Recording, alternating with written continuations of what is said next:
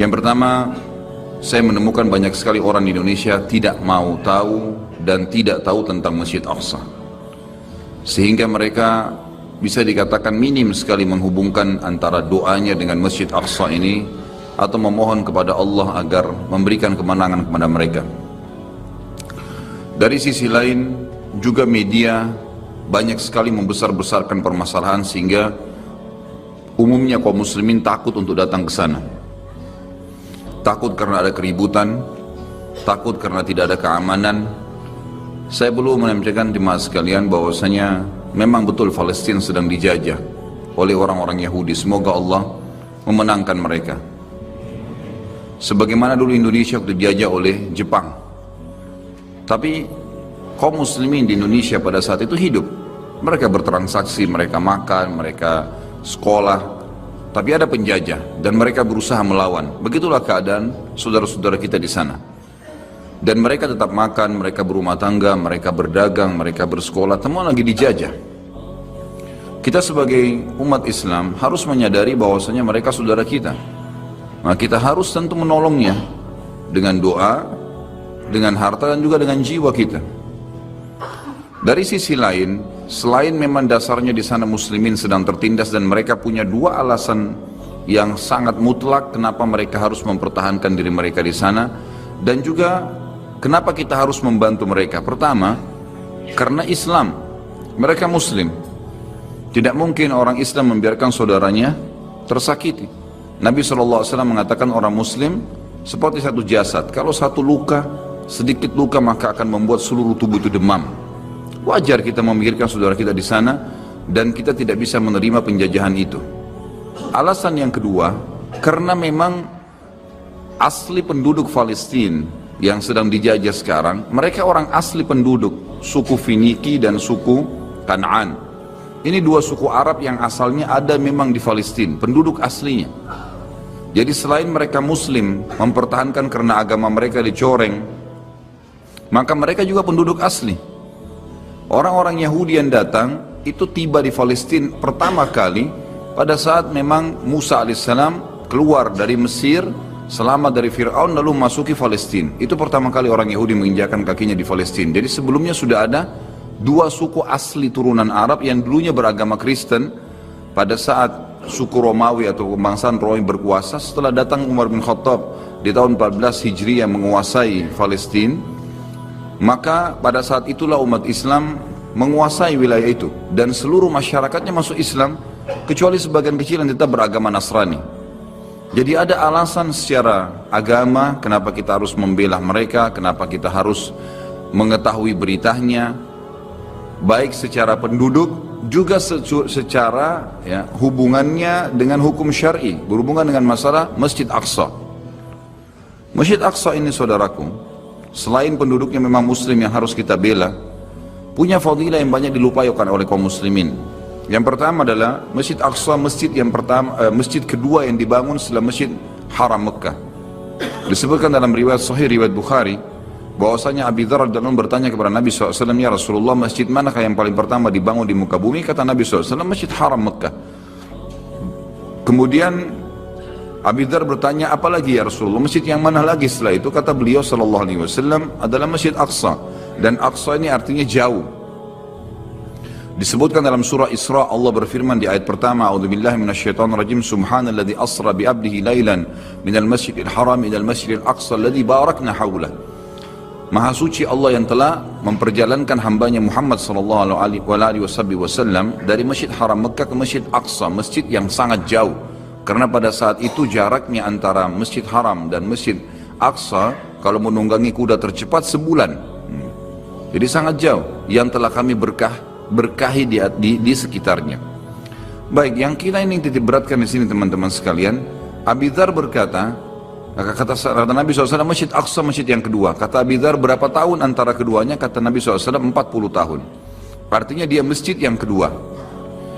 Hadis yang kedua menyebutkan dalam fadilah Masjid Aqsa adalah hadis yang masyhur, yang sahih, di mana Nabi SAW juga riwayat Bukhari bersabda, tidak boleh orang mengunjungi masjid secara khusus kecuali 3 masjid. Masjid Haram Mekah, masjidku ini di Madinah, masjid Nabi SAW, dan juga masjid Aqsa. Jadi masuk di dalamnya masjid Aqsa ini. Juga dalam hadis berhubungan dengan masalah itikaf, kata Nabi SAW, itikaf yang paling afdal ada di 3 masjid. Di masjidku ini, di masjid Mekah yang ada Ka'bah, dan masjid Ilya atau masjid Aqsa. Fadilah yang lain adalah hadis Nabi SAW yang berbunyi, Abi Dzar berkata, kami telah berselisih, kami sedang berdiskusi di antara sahabat-sahabat Nabi di masjid Nabi SAW di Madinah, lalu kami berkata satu sama yang lain, mana yang lebih afdal ya, solat di masjid ini atau solat di masjid Aqsa? Maka Nabi SAW keluar lalu berkata, solat di masjidku ini 4 kali lipat dibandingkan masjid Aqsa. Hadis ini berarti menjelaskan masjid Aqsa 250 kali lipat dibandingkan tempat lain, karena masjid Nabawi 1000. Lalu kata Nabi SAW, tapi ketahuilah sebaik-baik tempat solat adalah masjid Aqsa. Sebaik-baik tempat sholat adalah masjid Aqsa. Dan akan datang nanti satu waktu, ini seakan-akan Nabi SAW menceritakan tentang keadaan sekarang. Seseorang yang tinggal di sana tidak memiliki tanah lagi kecuali senilai dengan tali sendal mereka. Tali sendal mereka. Dan mereka tetap mempertahankannya karena ingin melihat Baitul Maqdis. Seperti menceritakan tentang keadaan muslimin sekarang. Lalu kata Nabi SAW, ketahuilah tanah sekecil itu pun di masjid di sekitar Baitul Maqdis, sekitar Masjid Aqsa, senilai dengan tali sendal, artinya sangat murah. Tali sepatu kalau kita beli sekarang anggap 10.000 rupiah. Senilai itu pun tanah kita milikin di sana karena ingin melihat Baitul Maqdis, kata Nabi SAW, lebih baik daripada dunia dan seluruh isinya. Ini fadilah yang jarang orang dengar, gitu kan? Mestinya tahu kalau di sana itu mempertahankan tanah sebersih seperti tali sendal saja sudah lebih daripada dunia dan seluruh isinya. Ini sudah satu hal yang luar biasa. Hadits yang lain juga berbunyi, kata Nabi SAW, waktu ditanya oleh Maimunah radhiyallahu anha, istri Nabi SAW dari turunan Yahudi Quraidah, ada yang mengatakan, hamba sahaya Nabi SAW. Dia mengatakan, ya Rasulullah, beritahukan kepada kami tentang Baitul Maqdis. Kata Nabi SAW, sholatlah kalian semua ke sana. Karena sholat di sana sama dengan 1000 dibandingkan tempat lain. Hadis ini lebih kuat daripada tadi 250 kali lipat. Karena itu hadisnya Hasan, ini hadisnya sahih. Berarti dari hadis ini, kata ulama hadis, menandakan kemungkinan besar Masjid Nabawi itu adalah 4000, bukan cuma 1000. Karena kalau kita berpegang juga pada hadis tadi, sholat di masjidku ini 4 kali lipat dibandingkan Masjid Ilya atau Masjid Aqsa, berarti menandakan dikuatkan dengan hadis yang kedua 1000 ini di Masjid Aqsa, berarti Masjid Nabawi 4000, atau memang dasarnya Masjid Aqsa dan Masjid Nabawi sama 1000. Ringkas cerita dia punya fadilah, kata Nabi, karena sholat di dalamnya sama dengan 1000 dibandingkan tempat lain. Kata Maimunah radhiyallahu anha, lalu bagaimana dengan orang yang tidak mampu ya Rasulullah, tidak bisa ke sana? Kata Nabi SAW, dia minimal menyumbang minyak untuk menerangi Masjid Aqsa. Jadi orang zaman dulu pakai minyak untuk nyalakan api. Minimal menyumbang minyak, karena siapapun yang menerangi Aqsa sama pahalanya dengan sholat di dalamnya. Ini nggak ada di Masjid Haram, ada di Masjid Nabawi fadilahnya. Ada yang lebih agung lagi fadilah yang luar biasa, adalah hadis Nabi SAW yang berbunyi, dan ini hadis sahih. Kata Nabi SAW, pada saat Sulaiman alaihissalam selesai merenovasi Masjid Aqsa, karena yang bangun kakek kesekiannya Ibrahim alaihissalam, datang keturunannya yang keberapa, kemudian Sulaiman, namanya Sulaiman, Nabi Sulaiman alaihissalam, beliau membangun Masjid Aqsa, dan beliau berkata, kata Nabi SAW, setelah Sulaiman membangun Masjid Aqsa, beliau meminta 3 hal. Yang pertama, minta agar seluruh hukum yang dia terapkan di masyarakatnya sesuai dengan hukum Allah, dan Allah telah memberinya. Jadi walaupun wahyu belum turun, Sulaiman mengambil sebuah keputusan, berarti itu sudah hukumnya Allah, dan Allah mengijabah itu. Yang kedua, dia meminta agar kerajaan diberikan tidak layak untuk orang sesudahnya, dan Allah juga sudah memberikan. Dan ini yang ketiga fadilah yang banyak muslimin tidak tahu. Kata Nabi SAW, dan Sulaiman meminta kepada Allah agar tidak ada orang yang datang sholat di masjid ini, Aqsa. Dan ini tidak dimiliki oleh Masjid Haram Mekah, nggak dimiliki oleh Masjid Nabawi di Madinah.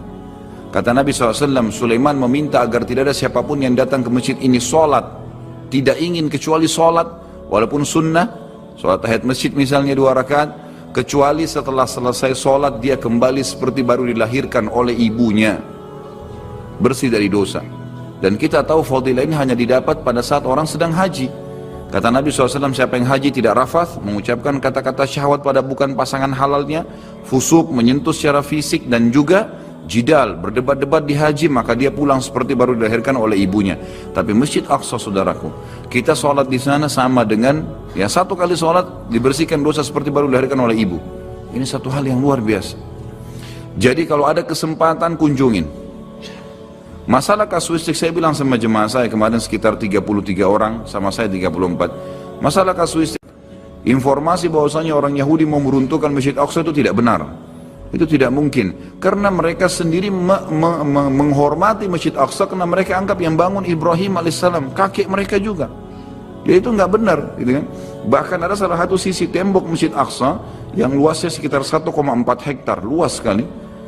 Itu ada satu dindingnya, di situ dijadikan sebagai tembok peratapan oleh orang-orang Yahudi. Tiap hari mereka datang menangis, ya, menangis mengeluh di tembok itu. Kebodohan tentunya, tapi ini terjadi. Jadi mereka bukan merubuhkan, malah mereka mensucikan tempat itu. Mereka mensucikan. Dari sisi lain, pada saat kita masuk, kita bisa sholat di sana mendapatkan fadilahnya. Kita bisa bertemu dengan saudara kita Muslim. Dan pada saat kami datang, luar biasa mereka menyambut dengan sangat hangat. Imam masjidnya Syekh Yusuf menyambut kami, dan sempat kami diajak ke madrasahnya, diterangkan tentang kegiatannya. Kemudian juga ada banyak kelompok muslimin yang sedang sholat, bertemu pada saat berpapasan, ditanya dari mana. Itu pada saat dia tahu kita dari luar, dipeluk dengan dia mengatakan, kedatangan anda saja di sini sudah cukup buat kami. Ini sudah sebuah motivasi yang luar biasa, karena Yahudi nggak mau kita masuk ke sana banyak-banyak. Kalau orang banyak yang masuk, maka makin banyak, makin menguatkan jiwanya kaum muslimin. Kedatangan saja. Dan ternyata saudara kita dari Turki yang sangat paham ini. Turki sekarang membuka penerbangan satu minggu bisa 3 pesawat. Berarti 1000 orang muslim Turki masuk ke Aqsa setiap minggunya. Dan waktu ditanya oleh orang kita, orang Indonesia yang masuk cuma 40-50 orang sekali datang. Ini kenapa kalian datang ke sini? Mereka bilang kami tidak mau kehilangan masjid ini. Jadi makin banyak muslimin datang, makin